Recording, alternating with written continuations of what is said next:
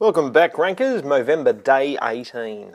If you haven't sponsored someone with a Mo yet, then you've only got a couple of weeks left. Wanted to discuss a couple of things that Google has been discussing on their blog this week. And if you are seeing any changes in the search engine results that seem to be a bit strange, we'd love to hear about it because we're seeing some things that are a little bit out of the ordinary at the moment, and we think it's part of the whole Google caffeine thing, but it remains to be seen. But last week, Google announced a new feature for their Google Webmaster Tools. If you don't use Google Webmaster Tools, you're really not interested in SEO. You really should be using Google Webmaster Tools, not just for SEO, but also to find out how people are discovering your site, to find out who's linking to you, what Google can tell you about who's linking to you, whether there's broken links on your site, that sort of thing. It's a really good free tool provided to us by Google, so use it. One of the changes they've made to it, though, this is the dashboard. And you'll see here we've got this new section called Keywords. We'll just go and have a look at that. And basically what Google is doing is that it's telling you the most popular words on your site that it's found. Now, if these words here don't match up to what you think the theme of your site should be, and for us, I'm pretty happy with that, SEO, Google, video, marketing, streaming, search, Melbourne, media, social. I mean, I'm happy with that theme of our site. It suits us pretty well. But if yours doesn't, you probably have you may have more than one issue. First one might be that obviously you don't have the right words on your site for what you want to rank for. And this isn't just getting this mix right. It doesn't guarantee you're going to rank, of course. It just, if you are having trouble ranking for a particular phrase or series of phrases, then this will be a good tool to have a quick look to see what Google thinks the most popular words on your site are. It's basically a keyword density tool, but site-wide. Now, if you're not seeing what you want to see, the other problem may be that Google isn't finding all of your content. And we see this time and time again where the Google bot just doesn't go into an area of the site, mainly because it can't find it. And you can make a change on your site. We've seen this happen with our site. You'll make a change on the site somewhere, you'll change a link somewhere within the site, and all of a sudden the Google bot isn't going into that part of the site anymore. So it can either, if you're not seeing the words that you want to there, it's probably either you're not using the words that you need to or you want to rank for, or two, that Google isn't actually finding the content with those words on it.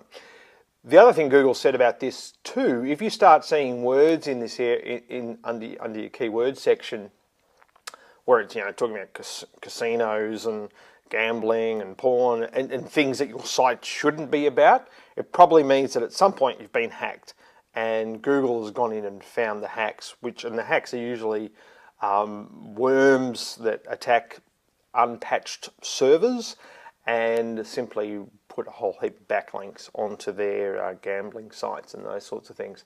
So if you're seeing words turn up in this section which shouldn't be related to your site, you've got another problem as well. One of the other things Google's talked about this week is image search, and this is a search I prepared earlier for wedding dresses, and you'll see here that, and if I just go to .au so we can see .au search for wedding dresses. But basically they're imparting what they're finding, how people use image search to us. So if you are in the business of selling a product that needs a photograph, and lots of people look for photographs of wedding dresses, I believe, then you really should pay attention to this report. Basically, of course, you've got to set up Google Webmaster Tools so that you can be found, or that the image search bot can actually come and crawl your site and index the images.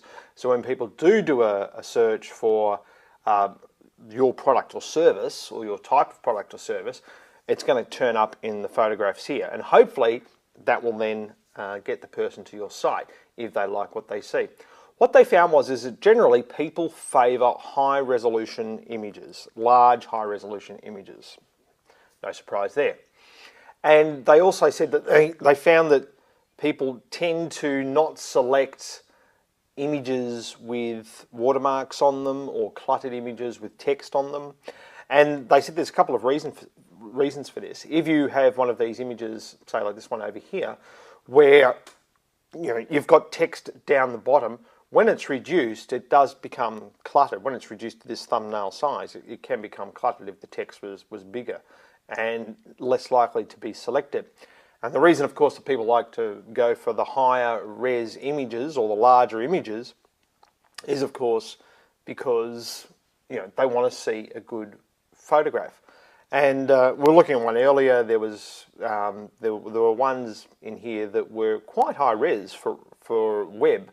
But basically, Google's not saying, go and dump a 500K photograph on a web page somewhere, but what you might want to do is have a smaller version of that image on the web page, and then of course link to a larger image which people only download if they want to see it, and make sure Google can find that one.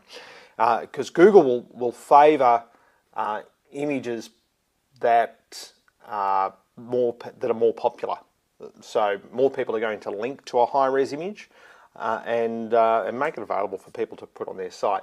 If you're a photographer and you're concerned about plagiarism or copyright issues, then you've just got to balance that up with how important is it for people to see my image versus how important is it for me to have my watermark on that image.